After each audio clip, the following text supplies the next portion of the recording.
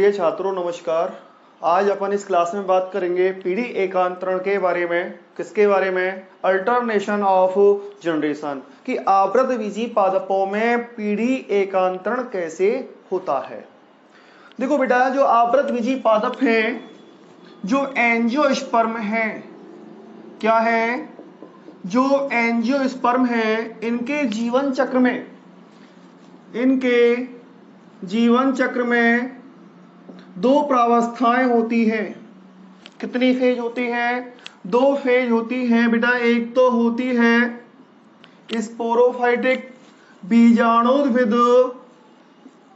बीजाणुद्भिद प्रावस्था, जिसे अपन sporophytic phase कहते हैं। क्या कहते हैं?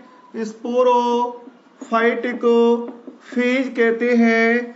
और बेटा जो दूसरी प्रावस्था होती है वो होती है कौन सी प्रावस्था? युग्मकोद्भिद प्रावस्था। युग्मकोद्भिद प्रावस्था होती है। गैमेटोफाइटिक क्या होती है? फेज होती है। जो आवृतबीजी पादप हैं उनके जीवन चक्र में एक तो क्या होती है? बीजाणुद्भिद प्रावस्था होती है, और एक क्या होती है बेटा? युग्मकोद्भिद प्रावस्था होती है। इनके बारे में मैंने आपको पहले भी बताया है। देखो, जो बीजाणुद्भिद प्रावस्था है वो प्रधान अवस्था होती है, लंबे समय वाली होती है। कैसी होती है? लंबे समय वाली प्रावस्था होती है। और ये जो बीजाणुद्भिद प्रावस्था है वो स्वपोषी होती है। कैसी होती है बेटा? अर्थात प्रकाश संश्लेषी होती है, प्रकाश संश्लेषण करती है। जबकि जो युग्मकोद्भिद प्रावस्था है वो थोड़े समय की होती है। कैसी होती है? अल्प समय की होती है। और पोषण के लिए किस पर डिपेंड होती है? बीजाणुद्भिद प्रावस्था पर क्या होती है? डिपेंड होती है। अब ये जो दोनों प्रावस्थाएं हैं, क्या है? एक दूसरे के एकांतर क्रम में आती हैं। क्या आती है बेटा? बीजाणुद्भिद एवं युग्मकोद्भिद प्रावस्था एक दूसरे के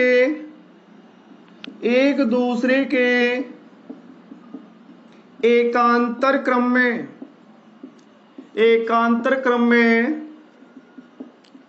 आती रहती हैं, जिसे अपन क्या कहते हैं? पीढ़ी एकांतरण कहते हैं। जिसे बेटा क्या कहते हैं? पीढ़ी एकांतरण, अल्टरनेशन ऑफ जनरेशन कहते हैं। पीढ़ी एकांतरण किसे कहते हैं? कि आवृतबीजी पादपों के जीवन चक्र में बीजाणुद्भिद व युग्मकोद्भिद प्रावस्था एक दूसरे के एकांतर क्रम में आती रहती हैं। उसे अपन क्या कहते हैं? क्या कहते हैं बेटा?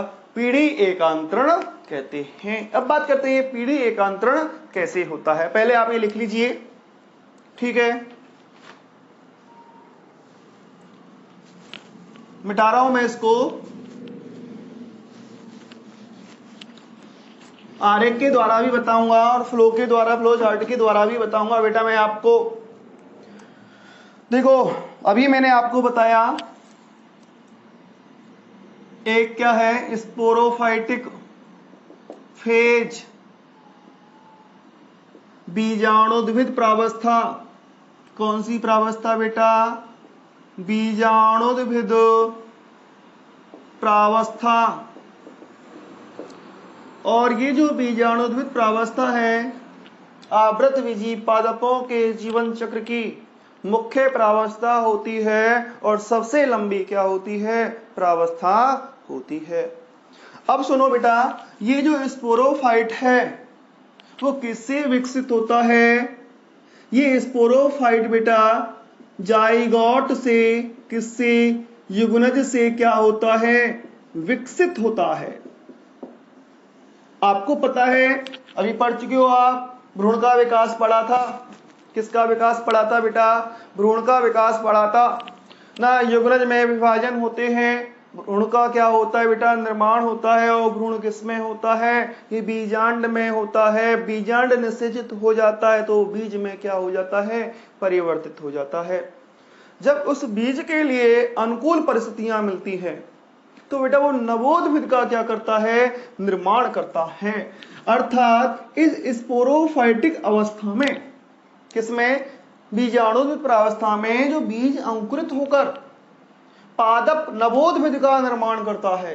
किसका निर्माण करता है बेटा, नवोद्भिद का निर्माण करता है। अर्थात रूट का, स्टेम का और लीव्स का क्या होता है, लीव्स का क्या होता है बेटा, विकास होता है। अर्थात कह सकते हैं कि पादप में पहले कौन सी वृद्धि होती है, कायिक वृद्धि होती है। क्या होती है बेटा, कायिक वृद्धि होती है। पूर्ण पादप बन जाता है, पादप परिपक्व हो जाता है। अब जब कायिक प्रावस्था के बाद जब बेटा ये परिपक्व हो जाता है तो ये पादप अपनी जनन प्रावस्था में प्रवेश करता है। कौन सी प्रावस्था में, जनन प्रावस्था में क्या करता है बेटा, प्रवेश करता है। कब करता है, कायिक वृद्धि के बाद करता है। ठीक है, अब देखो जब ये जनन प्रावस्था में प्रवेश करता है तो आपको पता है कि पादप के शीर्ष भागों पर नई पर्णों का बनना बंद हो जाता है और उनके स्थान पर एक रूपांतरित रचना बनती है जिसे अपन क्या कहते हैं बेटा, फ्लोअर कहते हैं। क्या कहते हैं, पुष्प कहते हैं। पुष्प एक रूपांतरित प्ररोह है, मैंने आपको ये पहले भी बताया था। और बेटा आवृतबीजी पादपों में अर्थात ये पुष्प के निर्माण के दौरान कौन सी वृद्धि होती है बेटा, इसको अपन पुष्पीय वृद्धि भी कहते हैं, या इसको अपन क्या कहते हैं बेटा, लैंगिको वृद्धि भी कहते हैं।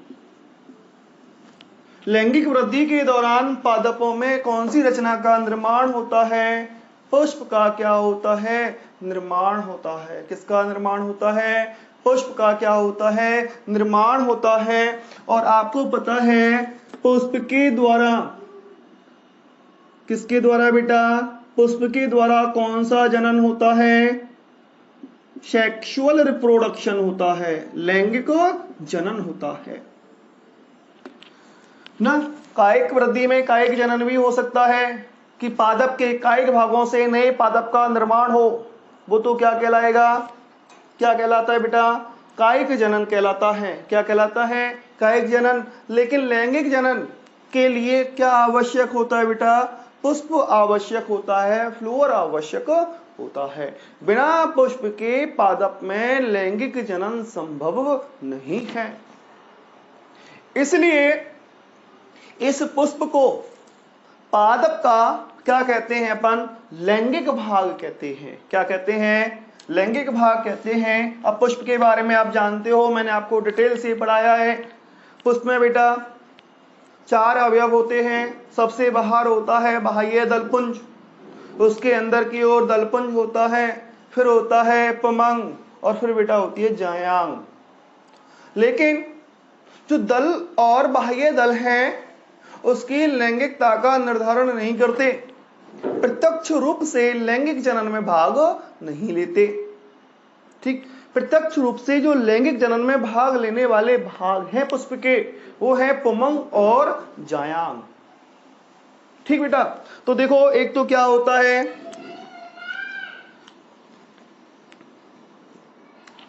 पुमंग, एंड्रोशियम होती है,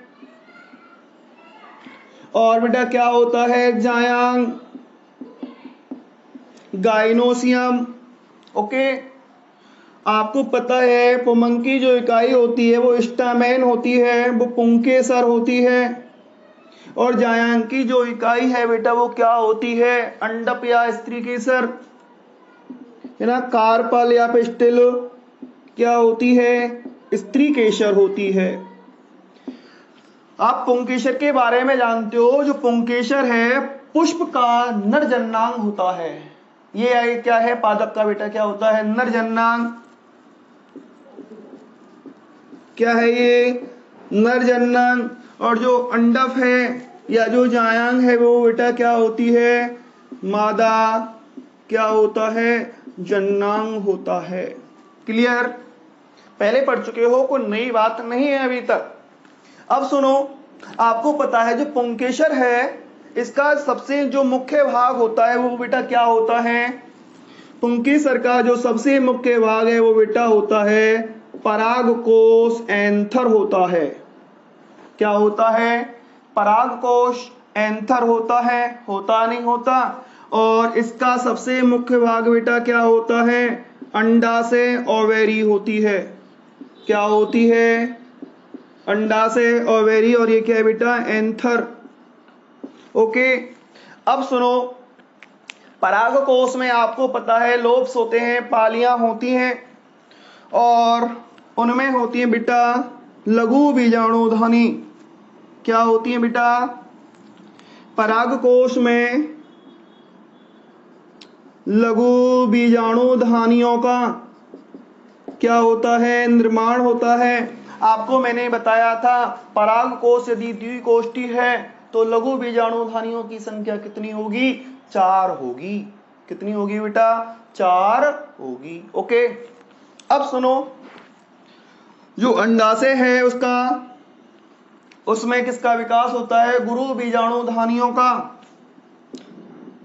गुरु बीजाणुधानी, और गुरु बीजाणुधानी को अपन क्या कहते हैं, बीजांड भी कहते हैं, ओव्यूल भी कहते हैं। क्या कहते हैं? अब सुनो, इस लघु बीजाणुधानी में, इस लघु बीजाणुधानी में किसका निर्माण होता है, बताओ, है ना, परागकण या लघु बीजाणुओं का। किसका निर्माण होता है बेटा, लघु बीजाणुओं का निर्माण होता है। और गुरु बीजाणुधानी में किसका निर्माण होगा, बताइए, गुरु बीजाणु का क्या होता है बेटा, निर्माण होता है। किसका निर्माण होता है, गुरु बीजाणु का क्या होता है, निर्माण होता है। अब सुनो, आपको पता है जो लघु बीजाणु है वो अंकुरित होकर किसका निर्माण करता है, नर युग्मकोद्भिद का। किसका निर्माण करता है बेटा, ये नर युग्मकोद्भिद का क्या करता है, निर्माण करता है, मेल गैमेटोफाइट का। और गुरु बीजाणु किसका निर्माण करेगा, फीमेल गैमेटोफाइट का। किसका निर्माण करता है, मादा युग्मकोद्भिद का क्या करता है बेटा, निर्माण करता है। नर युग्मकोद्भिद में जो मुख्य रचनाएं हैं वो बेटा क्या होती हैं, बताइए। जो बेटा जो नर युग्मकोद्भिद है उसमें मुख्य रचना होती है बेटा, क्या होती हैं, मेल गैमेट होते हैं, नर युग्मक होते हैं। और मादा युग्मकोद्भिद में किसका निर्माण होता है, मादा युग्मक का, एग सेल का, बेटा किसका, मादा युग्मक का क्या होता है, निर्माण होता है। किसका निर्माण होता है, मादा युग्मक का निर्माण होता है। देखो, नर युग्मक और जो मादा युग्मकोद्भिद हैं वो क्या है, अगुणित रचनाएं, हैप्लॉइड हैं। क्या है बेटा, अगुणित रचनाएं हैं। और ये जो रचनाएं हैं, देखो, जो नर युग्मकोद्भिद एवं मादा युग्मकोद्भिद, नर युग्मकोद्भिद एवं मादा युग्मकोद्भिद, नर युग्मकोद्भिद में नर युग्मक होते हैं, मादा युग्मकोद्भिद में मादा युग्मक अंडकोशिका होती है। और बेटा ये जो प्रावस्था है कैसी है, अगुणित होती है ना, और कम समय की होती है और अनाकर्षक होती है। कैसी होती है, ये जो प्रावस्था है, यहां पर लिख रहा हूं मैं भी,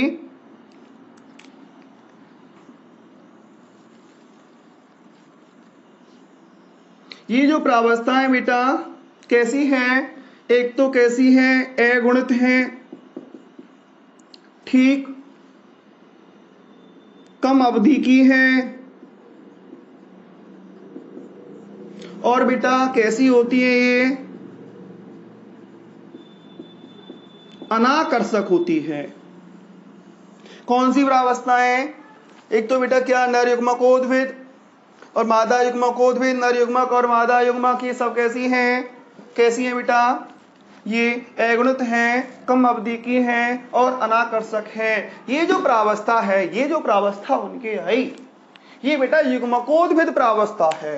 कौन सी प्रावस्था है? गैमेटोफाइटिक क्या है? ये फेज है। यहां लिख रहा हूं मैं, ये प्रावस्था कौन सी है?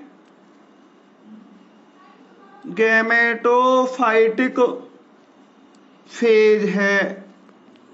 ये लंबे समय तक नहीं रहती और ये बेटा जो नर युग्मक है, मादा युग्मक है, या नर युग्मकोद्भिद और या मादा युग्मकोद्भिद है, वो बेटा किस पर डिपेंड होता है?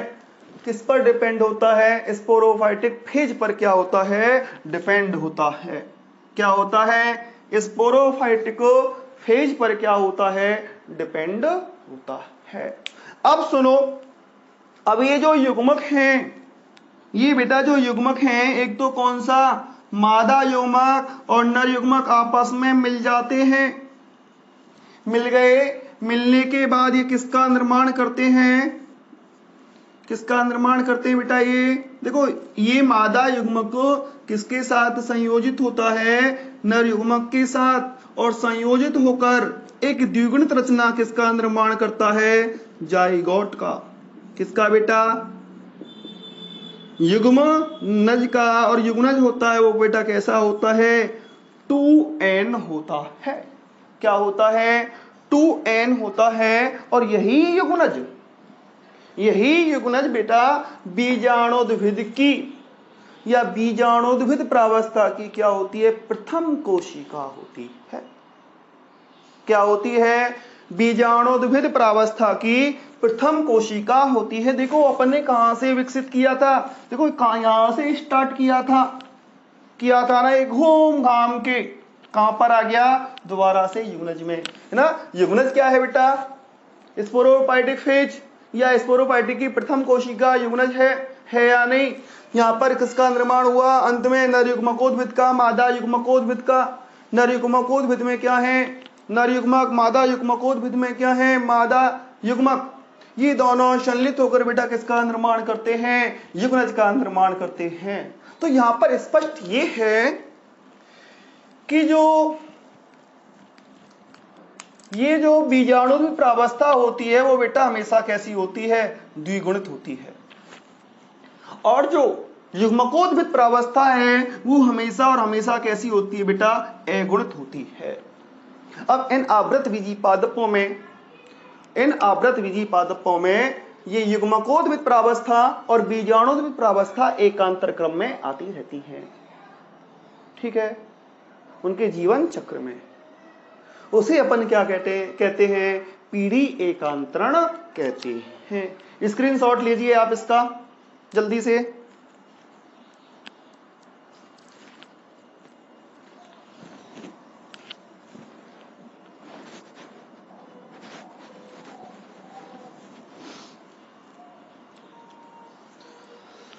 ले लिया? चलो मिटा रहा हूं मैं इसको, दूसरे तरीके से और समझा रहा हूं मैं आपको।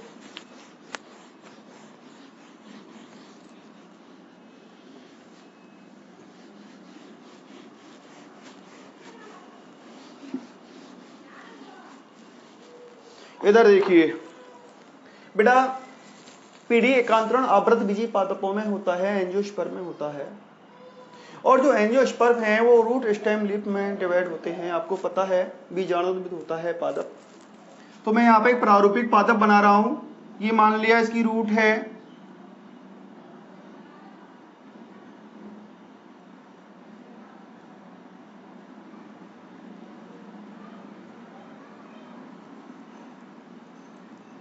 एक पादप है बेटा आवृतबीजी पादप।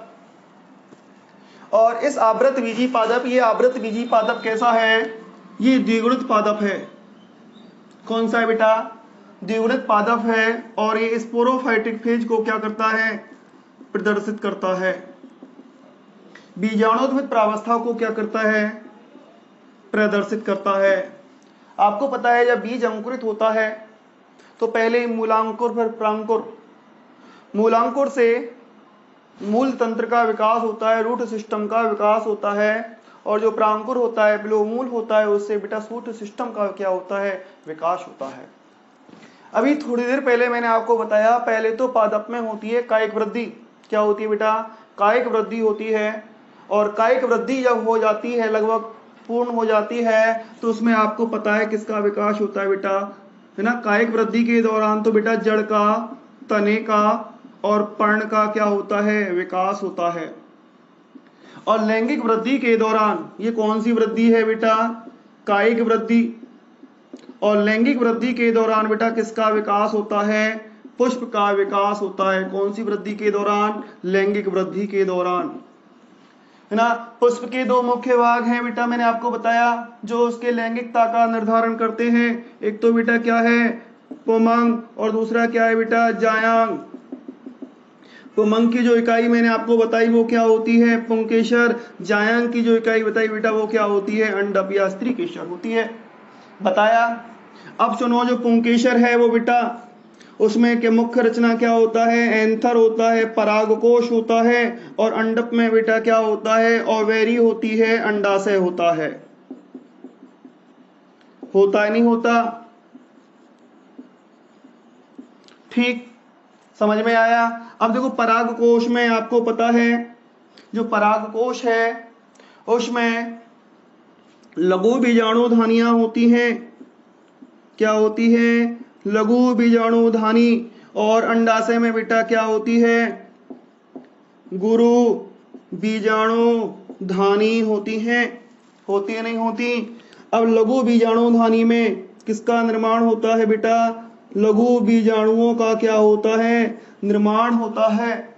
और गुरु बीजाणुधानी में बेटा किसका विकास होता है, गुरु बीजाणुओं का क्या होता है, निर्माण होता है। लघु बीजाणु अंकुरित होकर किसका, मेल गैमेटोफाइट का, मेल गैमेटोफाइट का क्या करता है, निर्माण करता है। और जो गुरु बीजाणु है बेटा वो किसका निर्माण करता है, फीमेल गैमेटोफाइट का क्या करता है, निर्माण करता है। करता नहीं करता,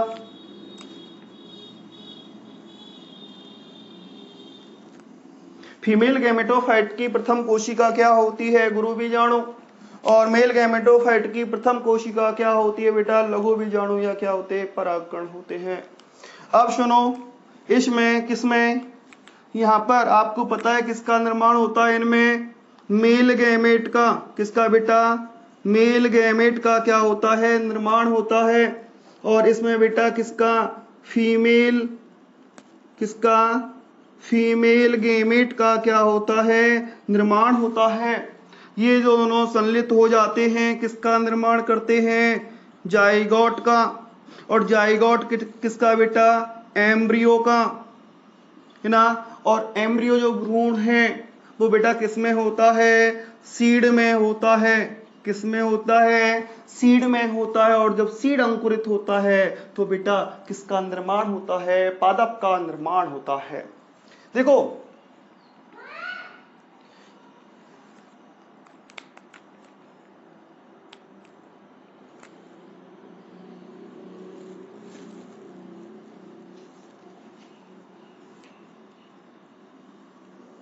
ये जो रचना है बेटा, ये तो होती है अगुणित।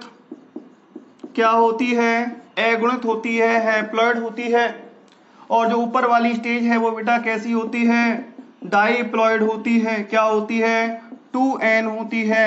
जो ऊपर जो डाइप्लॉइड है वो बेटा कौन सी फेज को, स्पोरोफाइटिक को क्या करती है, प्रदर्शित करती है। जो अगुणित है वो बेटा किसको, गैमेटोफाइटिक को क्या करती है, प्रदर्शित करती है। अब ये स्पोरोफाइटिक और जो गैमेटोफाइटिक हैं वो अल्टरनेट रूप से आती हैं। एक तो स्पोरोफाइटिक, फिर क्या आएगी बेटा, गैमेटोफाइटिक। ठीक, बीज का निर्माण होगा, जीवन चक्र पूर्ण हो गया, बीज से नए पादप का निर्माण होगा। स्पोरोफाइटिक का क्या हुआ, विकास हुआ। फिर गैमेटोफाइट का क्या होता है, विकास होता है। और ये प्रावस्थाएं क्या होती हैं, एंजियोस्पर्म में पाई जाती हैं, एकांतर रूप से पाई जाती हैं। ठीक, इस प्रकार इनका जीवन चक्र पूर्ण होता है। इस प्रकार इनका बेटा क्या पूर्ण होता है, पीढ़ी एकांतरण संपन्न होता है। स्क्रीनशॉट ले लीजिए, ये बेटा इसका फ्लो है, चार्ट है, आपको मैंने बताया शॉर्ट में किस प्रकार समझा जा सकता है, और यहीं पर आपका ये जो अध्याय है वो समाप्त होता है। Thank you.